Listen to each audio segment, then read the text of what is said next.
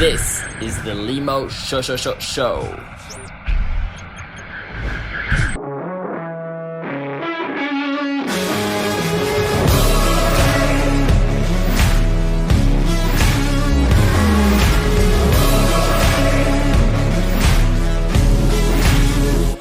is not another story. This is not another drill. I refuse to be another number. What is up, guys? Hope you're doing well. Limo here, and in this podcast I'm going to talk about the 5 regrets of the dying. Alright, and I know this topic comes pretty handy in those times where a lot of people are dying with the coronavirus, and I wanted to make this video to kind of reflect about how life is short, so the shortness of life, and how life is never granted, and you never know when you can die. You could die tomorrow, you could die, every moment. So it's really important to kind of have this death mentality where you can acknowledge that you're gonna die and that you have to make the most of this time on Earth. So I thought about making this podcast because I just read a book called The 5 Regrets of the Dying, and I thought it would be interesting to share it. So the writer of the book is Bronnie Ware, who's a nurse, and she spent several years working, in hospitals and helping old people and helping patients. And basically, she was helping them through the process of dying. She was accompanying them for the last weeks of their lives. And over the years, as she took care of these people and listened to their stories, she found that many of them had some serious regrets about the way they chose to live their lives. And she noticed a pattern. Okay, when you talk to a lot of people, as in pickup or in dating, or if you're social and you talk to a lot of people, there's patterns that emerge. You can see that people kind of have a certain outcome that is predictable. And when she asked her patients about any regrets they had, or anything for that matter, they might have done differently in their lives, she noticed some patterns. Okay, so she began to write them down, and eventually this led to a best-selling book called The Top 5 Regrets of the Dying. All right, in this episode, I'm going to discuss each of the 5 regrets and how they can help us lead a more meaningful life. All right. So let's start with the top 1 regret. Okay, so the top 1 regret is, I wish I'd had the courage to live a life true to myself, not the life of others, others expected of me. Okay, and this was the most common regret of all. When people realize that their life is almost over and they look back clearly on it and they see that they didn't live a life true to themselves. Okay, and that's most of the time because of the judgments, because of the conditioning and the upbringing, and most people hadn't honored even half of their dreams, and had to die knowing that it was due to choices they made. Okay, the choice to not step up, the choice to not clearly act on your goals, all right, on your objectives. The goal, is drifting through life. Okay, that's what I call drifting through life. And actually, Napoleon Hill made a book called Outwitting the Devil, and that's one of the most common sin. Okay, it's drifting through life, letting life drift without taking action. Okay, so be careful of that, and if ever you caught yourself up living a life that's not true to yourself, know that you're gonna regret that. Okay, you're gonna regret that heavily when you're gonna be old. Okay. And so let's go to the second one. Okay, the second one is very important.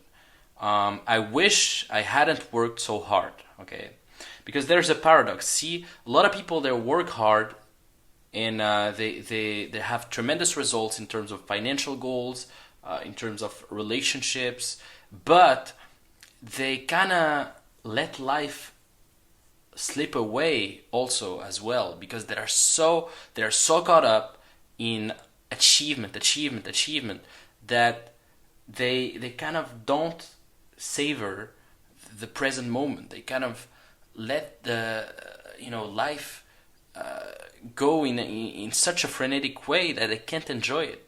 Okay, and that actually came. She said in the book, there's a lot of male patients who she nursed, and they missed their children's youth and their partner's companionship. Okay, because they were so caught up in working. Okay, and she made that book a few years ago, so it was mostly. These guys were baby boomers, or even warriors like World One, World War Two. So all of the men, mostly that she nursed, deeply regretted spending so much of their lives on the treadmill of a work that wasn't even meaningful to them for most of the part. So yeah, I mean, the first thing is going for your dreams and going for your aspirations and going for your goals, but then letting go of that, and also putting the time in to set aside your goals, set aside your objectives and your desire to achieve, to actually settle down and also be present when you need to. Be present for your children. Be present for your family. Right now, we're in a period where the coronavirus strikes most of the countries, and I think it's an amazing period to actually, if we're socially distancing, we can virtually connect. Or if you have your closed ones, you're living with your closed ones, I think that's an amazing time to actually bond better. Play fucking board games, or play Monopoly, or play, don't spend all your time on screens or on your phone. Spend time with them. Ask them those deep questions that you'd like to ask them before they die. Those kind of questions, and get deep with them. I think it's a great time to actually acknowledge the death of and the mortality of your closed ones, and look death in the eye, and just ask them the questions you've always wanted to ask them. So the third regret of the dying was, I wish I'd had the courage to express my feelings. Okay, and that's a big one for me, because I've had many instances in my life where I would suppress all my feelings, and I would not let my feelings flow and just release them. And I think it's a manly characteristic, like, to repress your feelings. I think, as guys, we shouldn't cry that much. Kind of like a guy's strength. For me, I guess, a guy's strength is also to kind of control his emotions more than a woman. Okay, if you're going to war and you're seeing people dying in front of you, you don't want to, keep crying and just fucking run like a coward. You want to handle your emotions, be aware of them, and just take action anyway. So there's this big opposition between, guys that think they need to express all their feelings, and other guys that think they need to suppress all their feelings. But I guess what the author wanted to speak here about was not expressing your feelings about about, for example, bitterness or resentment over, for example, let's say I don't know, your dad ran away when you were a child, and you kept resenting your dad, and then you don't speak to him all your life, for example. Things like that, you know what I'm saying? So it's those kind of this kind of bitterness or resentment that I think she's talking about in the book. So the fourth one is I wish I had stayed in touch with my friends.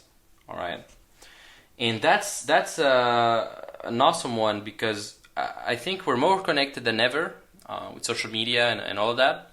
But with our friends, actually, we're kind of disconnected as well because I don't know about you, but myself, I've lived in many countries. I've lived in Canada, in Tunisia, in France, and I'm still keep living in other countries. Hopefully, if I'm living, and the thing is, when you live in from country to country and you're trying to work on your goals and your business, and it's so hard to catch up. Like even just to talk to them on Facebook Messenger or on Instagram or something, you kind of avoid that because you don't want to get entangled in so much social media. You just don't want to be that person that calls his or her friends every fucking week.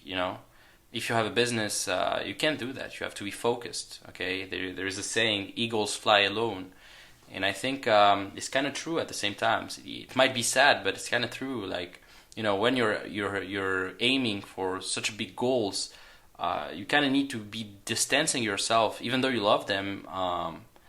Yeah, and what the author says here is, many people had become so caught up in their own lives that they had let these golden friendships slip away over the years, and all of her patients, many had deep regrets about not giving those friendships the time and effort that they deserved, and she says, there's a big quote that she says everyone misses their friends when they are dying. And I think that's a big one. I had a friend, I'm not going to say his name, I don't know who's listening, but I had a friend of mine in 2016 who died in a car accident. And it was really shocking to me because that guy, like, I spent the whole summer with him, and I would see him in parties, and he would even come to my place. Like, I made some parties in my place and some gatherings, and he would come and we would play games and we would laugh our ass out and we would drink with him and such a great time, And that summer I was in Tunisia, and then when I came back to Montreal, the day I landed, I saw my newsfeed and I saw, oh my God, like all these people, all my friends posting pictures of him, and I was like, what the fuck, what is happening? And then I understood that he died in a car accident that day. And shit, I had like some shiverings, like I was such in a bad state. Like I was shocked. I was destroyed that day, man.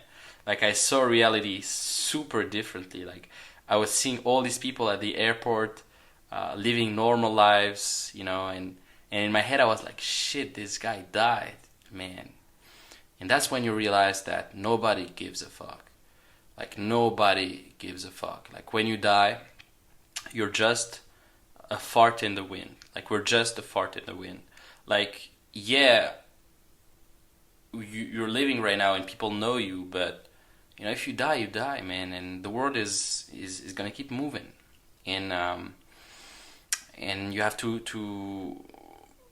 you really have to cherish those moments that you have with your friends right now, or if you're gonna see some friends in the future, like really acknowledge the fact that they could go and die every moment, and thank God I spent that summer with him. It was a great time. And I was honored and blessed to have lived that and to have lived these grievings early, like those kind of experiences, like losing a loved one and losing close friends.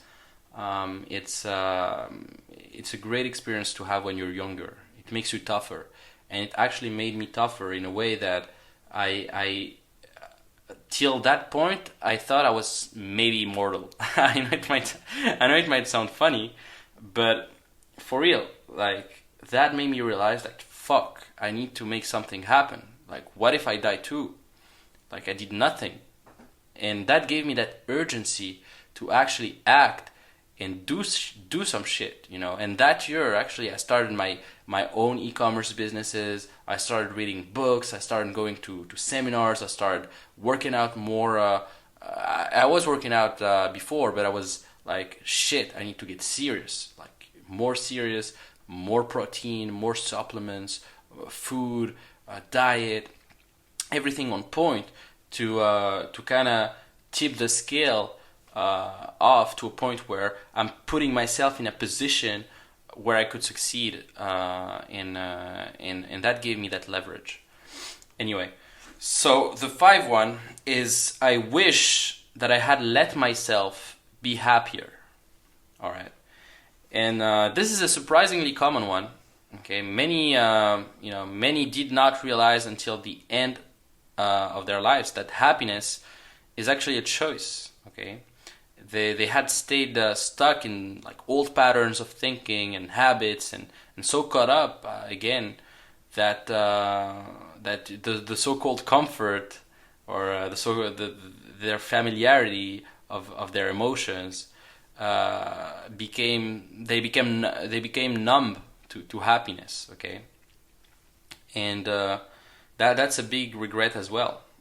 Okay, so, you know, of all of these regrets, I think the one that I reflect on the most is I wish I'd had the courage to live a life true to myself, not the life others expected of me. Okay. Now, I don't know about you, but for me, that's the last thing I want to be saying to myself when it gets down to the wire. All right. When I look back on my life, I want to look back and be grateful for having honored my dreams. I don't want to look back on a long list of regrets and thinking about how I should have, I could have, I would have. You know, most people don't even honor half of their dreams. You know, they just drift through life like a leaf in the wind, let alone, you know, they let aside all of their childish dreams that they have when they were younger to just, you know, settle for a mediocre life. And you know, one of the things that my mentor taught me very young is you are the author of your destiny. Okay, you write the story you want to live. You're the CEO of your life, and regardless of how fictional it may or, you know, may not sound to someone else, it's true. You know, you're the CEO of your fucking life. You do whatever the fuck you want, and everything you're experiencing right now is just a accumulation and a result of past decisions and past behaviors that you've made. And when you acknowledge that, I think you're truly unstoppable, because you can get that threshold of pain that makes you move and makes you take action. Okay, and that's the big word here, action. Okay, and even with success with women, I mean, attraction, it literally means attract with action. All right, did you know that? So attraction means attract with action. Okay, and that's what I'm teaching my guys. I'm teaching you know, men how to skyrocket their dating lives, but I'm teaching more than that. I'm teaching exactly how to set up your life and how to dream a build lifestyle. To build a dream lifestyle for yourself in a way that it's a system. It's something that you plug in something and you have an outcome on the other side. You know, you insert a behavior and you get an outcome as a result of that behaviors. And I have so many patterns like that and so many lifestyle setup that I give them. And man, it's just a matter of having the right system, the right guidance, the right accountability, and you can make everything happen. And without a mentor, I would never have the success I have now, and I would never had the courage to go for what I want. So dream big, you know, don't settle for less than you're capable of, and you know, don't get to the end of your life only to realize you never truly lived. You know, that's the big thing here. So, guys, hope you enjoyed this episode. We went deep on this episode. The 5 regrets of the dying. Share, subscribe, share it with some friends that need to hear that, especially in those times of Corona and and all of that. I think it's a very opportunistic time for a lot of people, especially people I see in the stock market crushing it. But it's also a very sad time for people that are gonna die for this fucking pandemic. So take care of yourself, stay safe, stay at your home, and yeah, peace. See you. Cheers.